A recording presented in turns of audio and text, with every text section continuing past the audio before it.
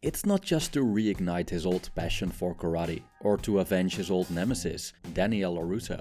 One of the reasons why Johnny Lawrence reopens his old dojo Cobra Kai is that he believes that by doing so, he can give today's youth exactly what they need: the way of the fist.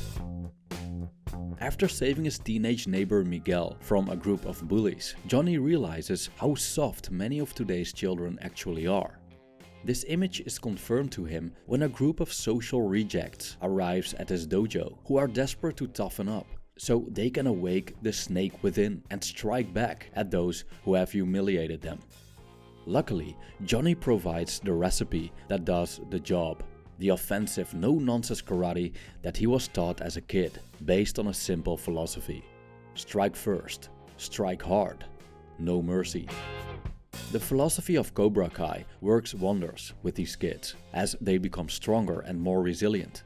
The nerdy kid Eli, for example, turns from a shy, anxious boy into a ruthless fighting machine. And Miguel manages to defeat his bullies and gets together with one of the popular girls named Sam LaRusso, who happens to be the daughter of Johnny's rival, Daniel LaRusso. Johnny Lawrence was once a bully himself. In the first Karate Kid film, we can see how he misuses the karate skills that he has learned as a Cobra Kai to harass the new kid in town, Daniel. Unfortunately for Johnny, Daniel is trained by the Okinawan Mr. Miyagi and defeats him during the finals of the All Valley tournament. The immensely popular Netflix series Cobra Kai tells us a story that takes place 34 years after the original Karate Kid film, which now focuses on Johnny instead of Daniel, who are both men in their 50s now. Daniel seems to have a perfect life: a beautiful wife, 2 kids, a nice house, and a successful car dealership chain. Johnny, on the other hand, lives in poverty, has a drinking problem, works odd jobs to pay the bills, or doesn't pay the bills at all, and has no relationship with his son, Robbie. But by opening his dojo, Johnny fights his way out of misery like true members of Cobra Kai do, and creates purpose for himself by becoming a teacher and role model for his students. Cobra Kai represents the active, aggressive part of existence, and for many people its philosophy is appealing because it's about pushing boundaries, crushing fears, and focusing on achievement and conquest, things that far exceed the dojo. As Johnny Lawrence states, Cobra Kai isn't just about karate, it's about a way of life. So aside from physical fights, how can such a philosophy benefit our very lives? And what are the downsides and dangers of the way of the fist? This video explores the philosophy of Cobra Kai.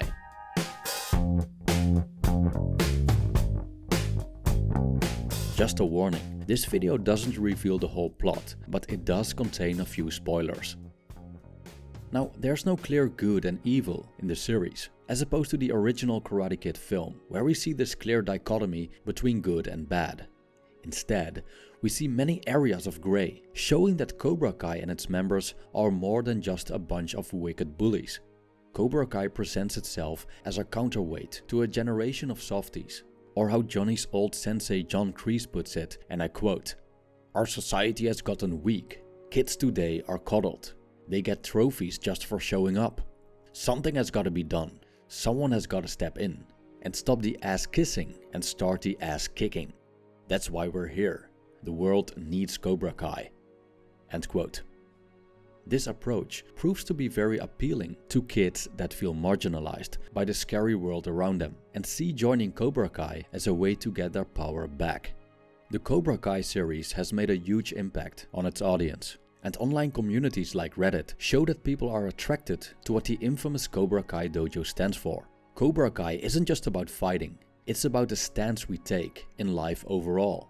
It's about confidence, discipline, resilience, getting what we want.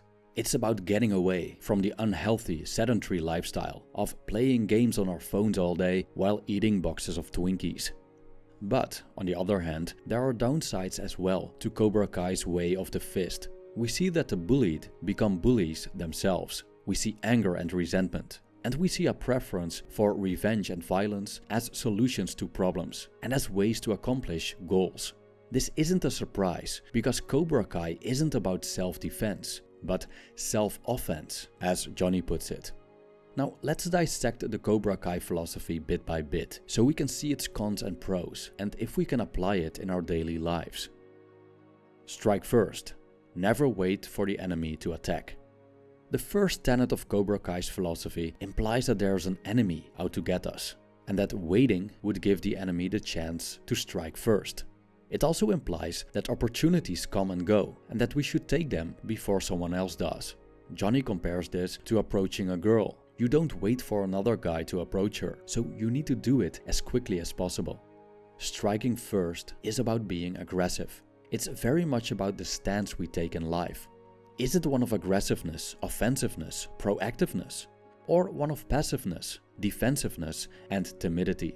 Or as Johnny states it, if you're not aggressive, then you're being a pussy, and you don't want to be a pussy, you want to have balls. The willingness to go on the offensive also sends a signal that you're confident about your strength. Having the courage to approach an attractive person, for example, already shows that you're confident enough to do this, which generally makes you more attractive. As is written by an ancient Chinese general, Sun Tzu, defense implies lack, attack implies strength. End quote. The downside to this approach we see in Johnny's students. They start training karate to fight back at bullies, but eventually turn into bullies themselves. They answer with violence when it isn't necessary.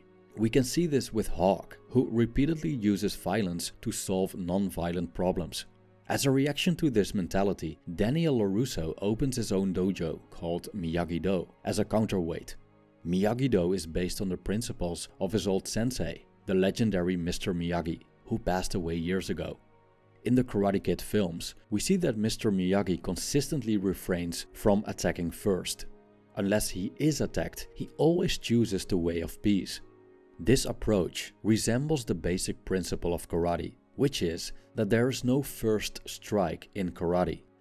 Aside from karate, when it comes to our everyday lives, it depends on the situation whether or not we should strike first. Sometimes it's better to anticipate and to have patience.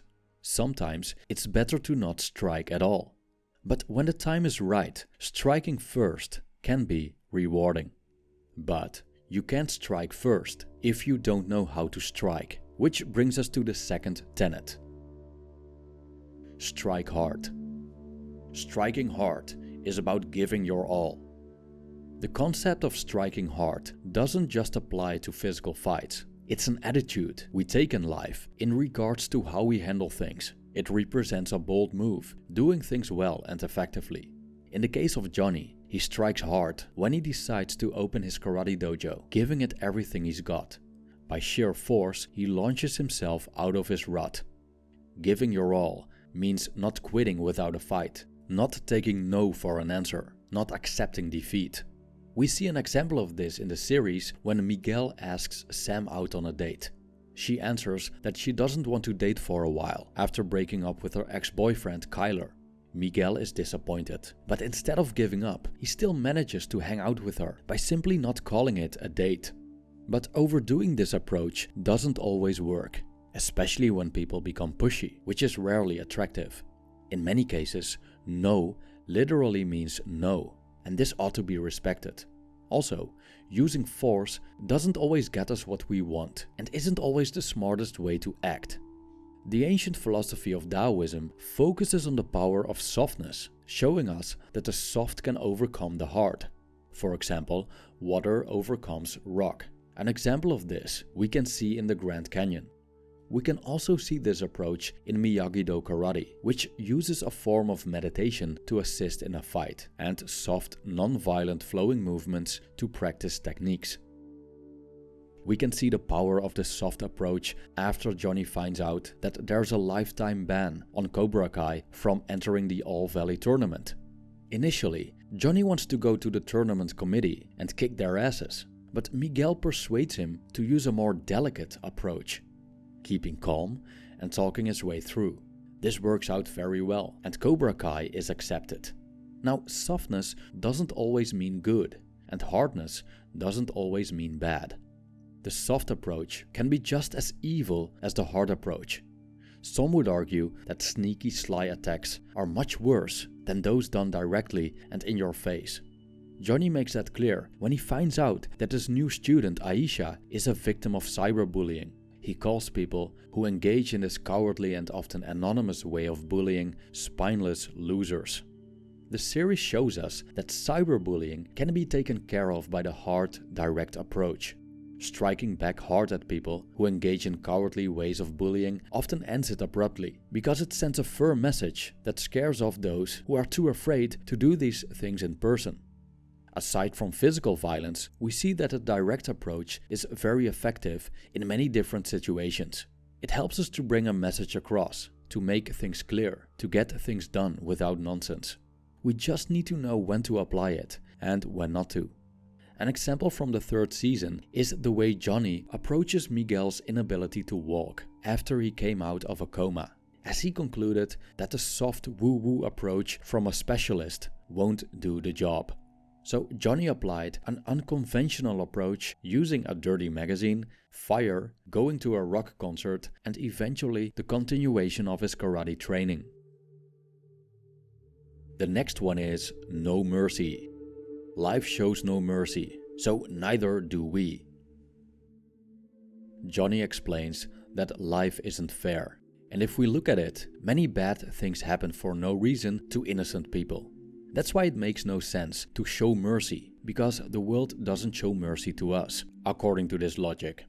From a strategic viewpoint, we can say that by showing mercy, we create a weakness that can be exploited by the enemy. This is especially true when your opponent fights dirty. The last scene of the second season shows this, when during a fight, Miguel shows mercy to his opponent Robbie, and this doesn't end well for him. This key moment amplifies the idea among the Cobra Kai members that showing mercy is indeed a bad thing to do. Ironically, Robbie trains at Miyagi-Do, and Mr. Miyagi values the idea of showing mercy to one's opponent, because, and I paraphrase here, for a man with no forgiveness in his heart, life is a worse punishment than death. Miyagi points to something essential here. He implies that mercy is a form of forgiveness. Withholding harsh treatment as retribution for one's enemy's wrongdoings can be seen as a compassionate way to acknowledge one's humanity, including their mistakes. Compassion is essential if we truly want to forgive someone, and if we don't, it becomes very difficult to let go of past experiences, as we keep holding grudges against people until some sort of defeat takes place. As Kreese puts it, "The fight isn't over until your enemy is finished. You show your enemy no mercy." End quote. We build up resentment, which causes suffering to ourselves, as it's like drinking a glass of poison and waiting for the other person to die. This is clearly the case with Johnny, who resents Daniel so much that he smashes his television when it shows one of his car dealership commercials. This is not healthy, and we often go on to self-destruct because of it. Johnny regulates his disbalance by substance abuse. He can't let go of his grudge against Daniel after all those years, and he can't let go of his childhood sweetheart, Ellie. He is in pain because of this. Cobra Kai members don't let go of the past, but instead use it as fuel in a way that the Sith in Star Wars seek to channel their anger into power. Unfortunately, this process goes together with hate and suffering.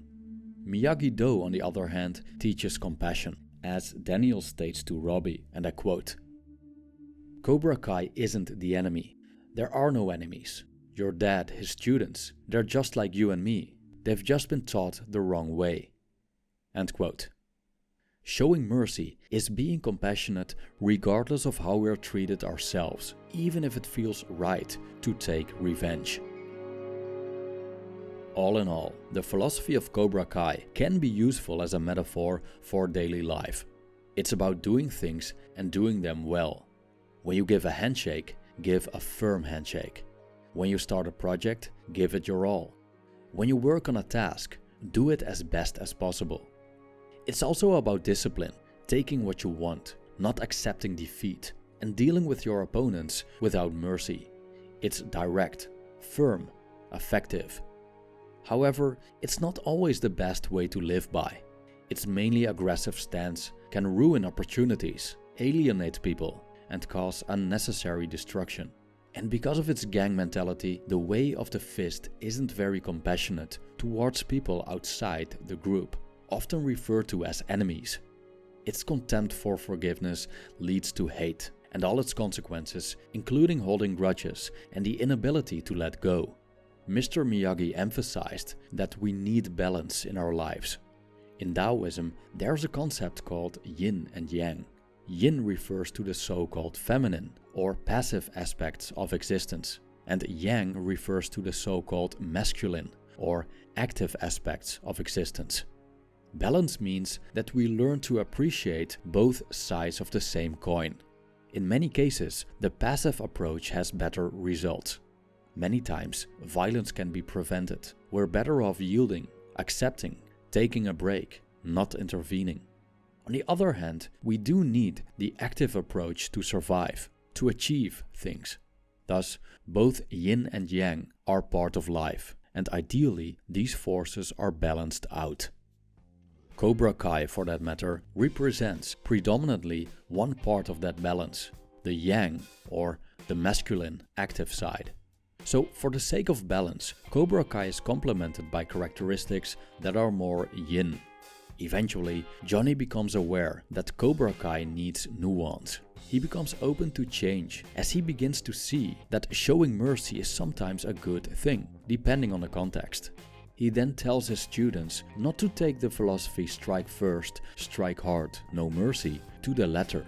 I quote, "It will make you strong. It will make you formidable.